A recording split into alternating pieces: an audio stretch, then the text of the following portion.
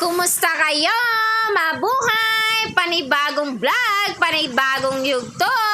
Another day, another mini vlog! For today's ganap nga tayo ay maglilibot na naman. Siyempre, papainitan natin ang ating baby shark. At this time, tayo ay magbabaon dahil lagi na lang tayong hindi Kaya ito mga kapret, binibilisan natin kumilos. Baka abutan na naman tayo ng init at siyam-siyam. At hindi na naman kami magkakasundo dahil aabutan na naman kami ng katamaran. Ang plano ko nga'y gumising na madaling araw para maaga ako makapag-prepare at magawa ko ang dapat kong magawa. Ay hindi nangyari dahil nagwala ang ating baby shark at madaling. At dahil nga hanggang ngayon ay sinisipon pa rin siya, nakakaawang baby shark, ayaw na siyang layuan. Kaya hindi ko maayos-ayos yung binabalot ko dahil sumasabog siya kahit doble-doblihin ko. Ang sabi nga ng aking mister ay isa lang ko sa kalan para daw hindi sumabog. Pero ganun pa rin ang nangyari, panay ang sabog. Ewan ko ba, Julie, mali-mali ang iyong ginagawa. At tinatanong niya nga ako, bakit daw hindi kami magdadala ng plato, bakit daw saging. Ang sabi ko naman, social nga kami dahil trending tong ulam at pagkain namin. For today's video nga, sosyalan tayo kahit nasa daon ng saging tayo kakain. At eto na nga ang ating nagawa, mukha na siyang suman.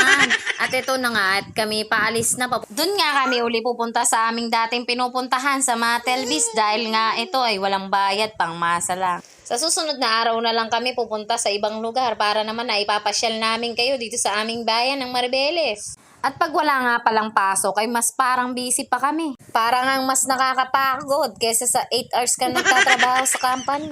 Pero okay lang naman at sulit at nakikita naming masasaya ang aming mga baby shark. At eto na nga ang aming mama biglang dumating, gulat kami at alam kung saan kami pupuntahan. At siya nga ay tuwan-tuwa at di siya nagkamali sa pinuntahan niya, nandito kami. At yung isang baby shark ko may sore eyes, itatry namin ipaligo sa dagat, baka matanggal. Wala namang mawawala kung susubukan. Ang sama nga na to ay lahat kami magka-sore eyes, paano na ang pambili namin ng gatas.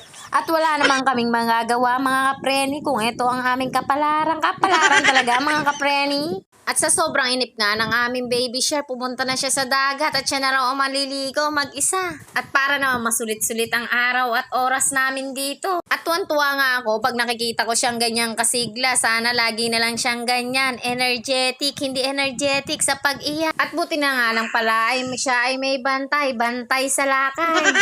At dahil kung ikaw ang magbabantay sa kanya, siguradong mapapagod ka at susuko ka.